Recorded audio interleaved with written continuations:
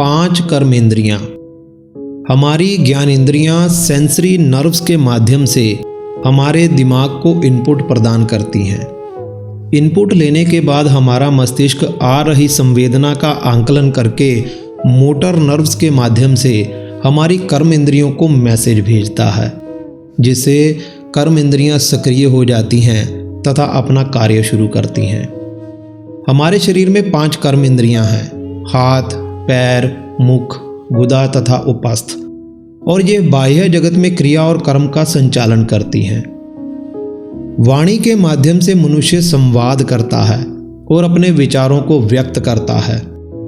योग दर्शन के अनुसार व्यक्ति को सदा सत्य भाषण बोलने चाहिए तथा वाणी का उपयोग शिक्षा, ज्ञान तथा प्रेम व्यक्त करने के लिए किया जाना चाहिए।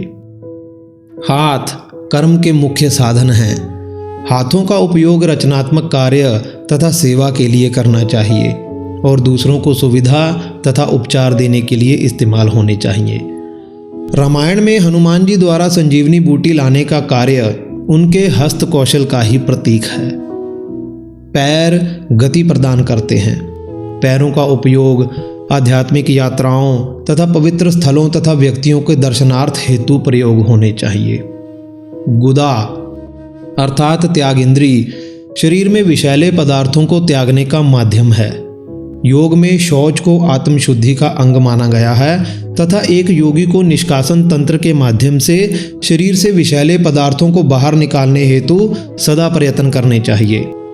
हठ योग की तो एक विशिष्ट शाखा ही शौच पर लिखी गई है, जिसको षटकर्म कहते हैं, तथा अंत में है उपस्थ इंद्री या फिर जननेंद्री। यह सृजन का साधन है। शास्त्रों में सृजनशीलता को धर्म का आधार बताया गया है। हर मनुष्य को अपनी यौन प्रवृत्ति को सही दिशा में नियंत्रित करना चाहिए। कर्मेंद्रियां आत्मा के कर्म और धर्म के पालन में सहायक होती हैं। इनका सदुपयोग जीवन को उन्नत बनाता है। अगर कोई प्रश्न हो तो लिखकर कमेंट जरूर करें। धन्यवाद। हरि ओम।